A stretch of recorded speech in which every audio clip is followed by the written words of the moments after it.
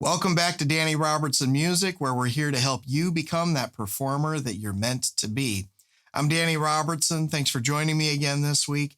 Before we get started, I want to talk about a couple of quick things. First thing, we've had some courses made available solely through our Rising Star bundle. That has just recently changed, and several of those courses are now individually available to you at DannyRobertsonMusic.com. You can purchase them by themselves, or you can purchase them as part of the Rising Star bundle for a little bit of a discount. So it's a good deal if you get the big package, but if you don't want to get all of that, you can choose to get one individual course, okay? Secondly, because Black Friday is coming up, we thought we'd do some Black Friday deals, but we're only going to offer it through our email list, the Performer Perspective. If you are interested in purchasing one of our courses and getting a deal on it for Black Friday, make sure to get on our email list at DannyRobertsonMusic.com. And you can do that by signing up directly for the Performer Perspective, or you can do that by getting one of our freebies, and you will be automatically added to the email list that way. If you're wanting to take advantage of that, make sure to get on our email list this week, okay? So, moving on, let's talk about something that's very near and dear to my heart when it comes to being a live entertainer, a musician, a singer, a performer. Something that most people don't understand about being a musician, being a singer, or being a performer is that there are multiple kinds of skills that are involved in doing that well. Most people assume that you have to be a good musician. And the truth is that that's not entirely accurate. There are some fantastic musicians out there, but there are also some lackluster musicians that are either good storytellers, they're good connecting with the crowd, they're good business people, but they're not necessarily great musicians. Their musicianship is not their main part of their skill set. My point that I want to say today is that while you should always strive to be a better musician, better on your instrument, better on your voice, you want to also look at the other parts of your skill set that really help you be better on and off stage. So in order to talk more deeply about this, I thought I'd give you some examples of people that I know personally that have skills that are unrelated to their musicianship, that have made them a better entertainer or live performer, or they have done well financially because they were better at some other skill. For example,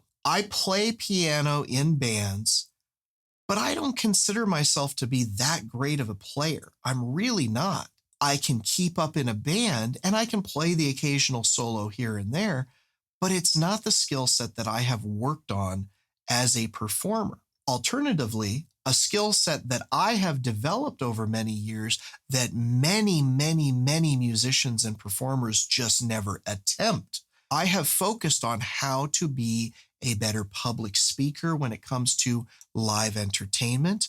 I've learned how to be a visual entertainer that keeps a crowd engaged, and that is one of my strengths. But it doesn't mean that I'm a good musician. I'm okay, but there are plenty of better piano players out there. Plenty, but very few that can do what I do. And that's what I'm trying to say here is that your skills that you work on as a performer are not strictly tied to how good of a musician you are. You can be a great public speaker. You can be a person that can connect with an audience at a very emotional level. You could be a great business person. Now, I'll give you an example of that. A good friend of mine, the band that I play with most of the time, the gentleman who runs that band, he's a decent guitar player, but he's not the showboat type that can play every lick, and he has to focus on learning those when he needs to learn them.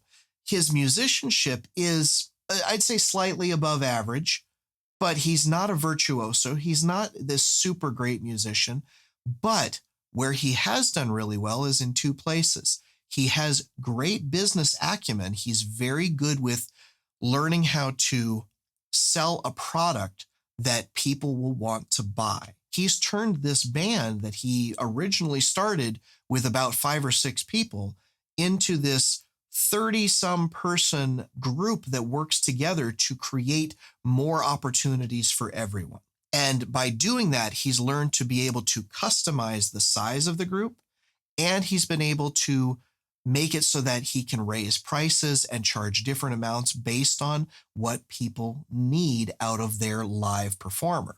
Secondarily, this same gentleman is extremely good with working with clients.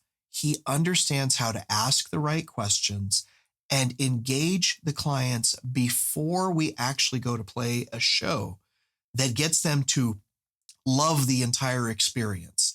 And they usually have great things to say about both how the band performed, but more importantly, how he dealt with them before and after the show. That's a skill set that is not related to music, but it has helped him in his music career. So looking at you and I as musicians, singers, performers, I want you to ask yourself a couple of questions. First, what are those strengths of yours? Are you a great musician? Are you a great public speaker? Do you know how to get fans to come up and give you a hug at every show? Do you know how to work with clients so you can charge premium pricing? Another great example might be, do you know how to mix a band? Are you good with live sound? I know a bass player that ran a studio for years. We play shows together, and he now makes a slight extra income because half the time he ends up being the one that runs the sound, and he gets paid extra to do that. I've personally been paid on occasion for gigs where I'm not even playing, and I am there strictly to do something like live video. Your skills in terms of the performance space are not strictly related to your musicianship or your ability to sing a song.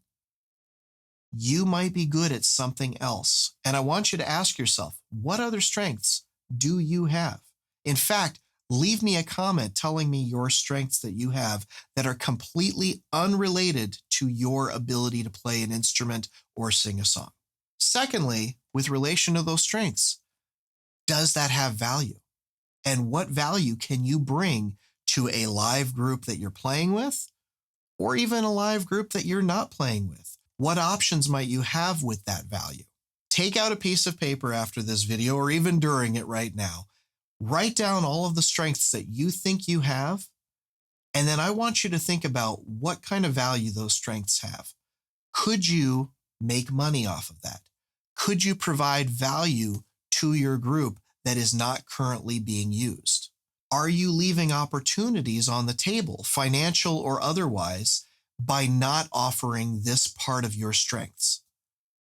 It could be something that could help you get you or your group to that next level of performing. So that is it for today. We're going to keep it short. Best of luck to you on your next live performance. Don't forget to check out DannyRobertsonMusic.com. Sign up for a freebie or sign up for the Performer Perspective email list. Take care, and we'll see you soon.